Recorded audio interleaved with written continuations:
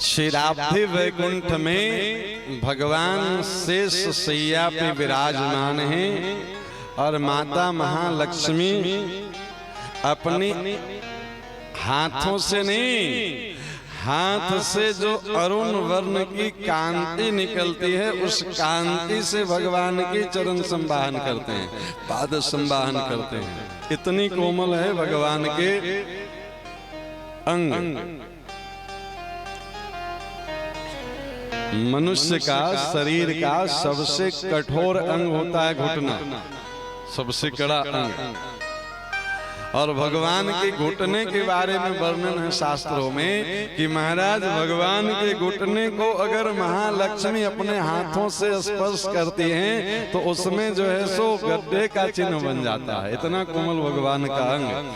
तो माता लक्ष्मी चरण संवाहन करते हैं तो हाथों का स्पर्श नहीं करती हैं, उनके हाथ की जो अरुणिम वर्ण की जो किरण निकलती है माता लक्ष्मी के हाथों से, उस अरुणिमा से भगवान का चरण संवाहन कर रहे हैं। माता लक्ष्मी बोली कि प्रभु संसार के लोग कभी अपना विवाह दिवस मनाते हैं, कभी बच्चों का जन्म दिवस मनाते हैं, कभी अपना जन्म दिवस मनाते हैं। अपने यहाँ संपत्ति का तो कोई कमी है नहीं वैकुंठ में, लक्ष्मी आपकी चरणों में है। पर हम लोग न कभी विवाह दिवस मनाते हैं, न कभी जन्म दिवस मनाते हैं। कोई उत्सव महोत्सव होना चाहिए। भगवान बोले कि देवी ऐसा है कि हम लोग का विवाह हो तो विवाह दिवस मनाएं, जन्म हो तो जन्म दिवस मनाएं। हम लोग तो नित्य अजन्मा हैं। पर देवी तो देवी, वो ठान ले तो कुछ भी करवा सकते हैं। बोले आप सर्वशक्तिमान परमात्मा भी तो हो, कोई ऐसा रचना रचो जिससे हम लोग भी जन्मदिन विवाह दिन मनाएं। भगवान बोले देखो आपकी इच्छा है तो मनाना तो पड़ेगा, पर आपकी बात मान के अगर रचना करें तो संसार में लोग कहेंगे कि देखिए गृहस्थी अपनी पत्नी की बात में तो रहता ही है, ये भगवान भी अपनी पत्नी की बात मान करके ये सब करने लगे। तो बात तो आप ही की पूरी करेंगे पर कारण कोई और ढूंढेंगे। इतने में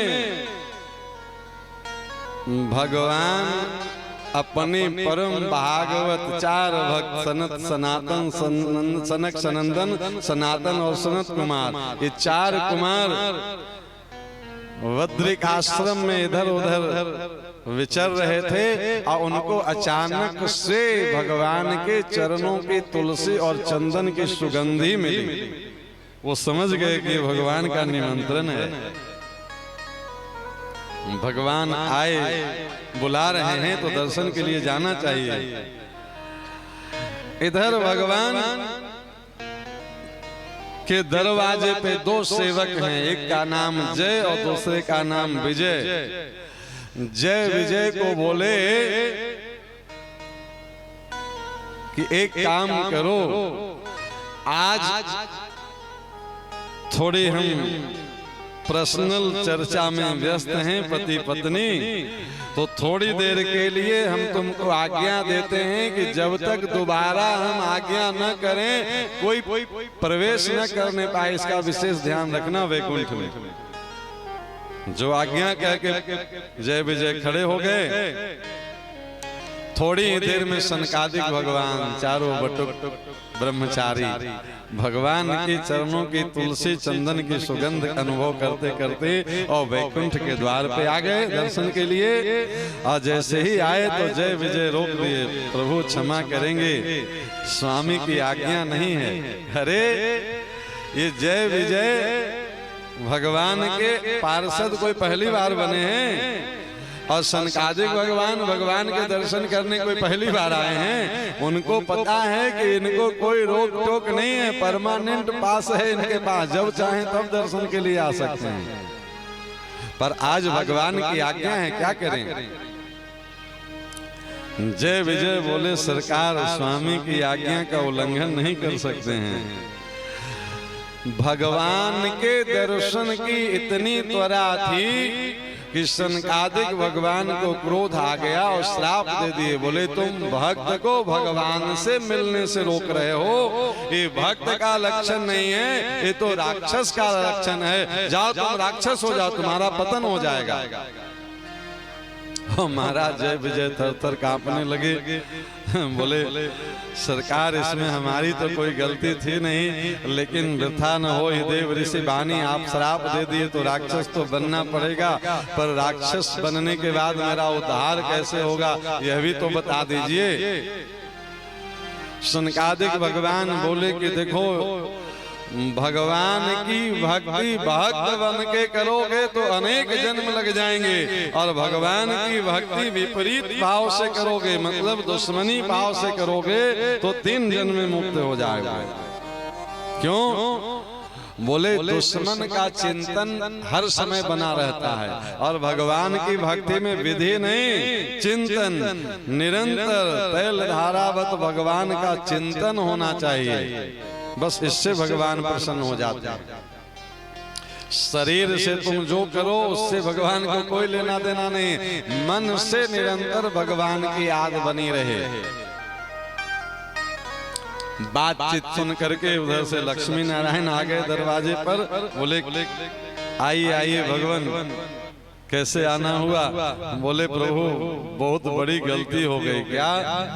बोले आपके इन सेवकों ने आपके दर्शन से हमें थोड़ी देर के लिए वंचित किया तो हमको क्रोध आ गया, जो हमको नहीं आना चाहिए था।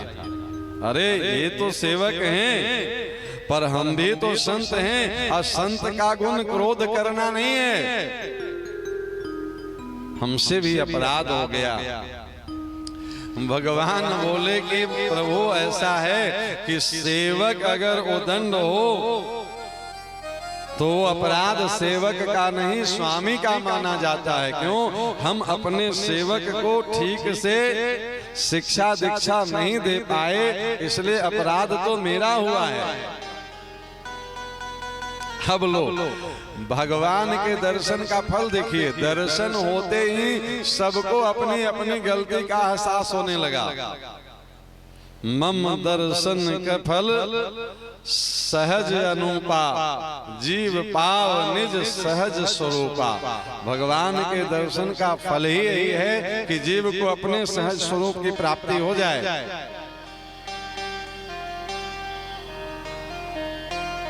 यही जय विजय एक जन्म में हिरण्याक्ष और हिरण्यकशिपु बना। हिरण्याक्ष का उद्धार भगवान यज्ञ वाराह के रूप में प्रकट होके किए, और हिरण्यकशिपु का उद्धार भगवान नरसिंह भगवान के रूप में प्रकट होके किए। दूसरे जन्म में यही जय विजय रावण और कुंभकर्ण बना, जिसके उद्धार के लिए भगवान राम के रूप में आए। और तीसरे जन्म में यही जय विजय शिशुपाल और दंत वक्र बना, जिसके उद्धार के लिए भगवान कृष्ण के रूप में आए। अब विचार करिए, 3 जन्म में वो राक्षस बना तो भगवान 4 जन्म लिए। क्यों? रावण और कुंभकर्ण का उद्धार तो राम के रूप में कर दिए, शिशुपाल और दंतवक्र का उद्धार कृष्ण के रूप में कर दिए, पर हिरण्यकशिपु और हिरण्याक्ष का उद्धार करने के लिए भगवान 2 रूप धारण किए। एक बारह भगवान के रूप में और एक नरसिंह भगवान के रूप में। मानो भगवान का वचन है कि मेरा भक्त अगर 3 बार गिरे तो हम उसको उठाने के लिए 4 बार धरती पे आएंगे। चिंता की कोई बात नहीं है। भगवान की भक्ति करते करते अगर हमसे कोई भूल भी हो जाए, हम पथभ्रष्ट भी हो जाएं, तो भगवान हमको संभालने के लिए वहां उपलब्ध हो जाते हैं। ये आश्वासन देने के लिए भगवान 4 बार अवतरित हुए। महालक्ष्मी जी बोली कि प्रभु इच्छा तो हमारी पूरी करने के लिए आप लीला कर रहे हैं, तो इनके एक जन्म के उद्धार में मैं भी कारण बनूंगी। तो वही महालक्ष्मी जब ये रावण और कुंभकर्ण बने तो इनके उद्धार के लिए महालक्ष्मी सीता के रूप में आई और कारण वही बनी। रावण सीता का हरण नहीं करता तो राम रावण का युद्ध का कोई औचित्य नहीं बनता था। बोली आप हमारी इच्छा पूर्ण करने के लिए लीला कर रहे हैं, इसलिए हम भी इनके उद्धार में एक कारण बनेंगे। तो महालक्ष्मी सीता के रूप में आई, महाविष्णु राम के रूप में आए। तो अब देखिए दोनों का जन्म हो गया, राम का जन्म हो गया अयोध्या में और सीता का जन्म हो गया जनकपुर में। तो जन्म हो गया तो फिर जन्मोत्सव मनाई जाने लगी और राम जी अयोध्या में जन्म ले लिए और जानकी जी जनकपुर में। तो दोनों का फिर विवाह हो गया, तो विवाह हो गया तो विवाह उत्सव मनाई जाने लगी। यही इच्छा थी ना लक्ष्मी जी की। भगवान बोले कि जन्म होगा तो जन्मदिन भी मनाया जाएगा, तो तब से लेके आज तक मनाई जा रही है, आगे भी मनाई जाएगी। विवाह होगा तो विवाह दिन भी मनाया जाएगा। तो वही महाविष्णु भगवान राम के रूप में आ गए, महालक्ष्मी देवी भगवती जानकी के रूप में आ गई। उसी क्रम में भगवान का जन्म उत्सव और विवाह उत्सव भी मनाया जाने लगा। तो भगवान के इस धराधाम पे अवतार का एक हेतु यह भी है, सिर्फ यही है नहीं, ऐसे अनेक कारण इसमें बताए गए हैं। राम जन्म कर हेतु अनेका।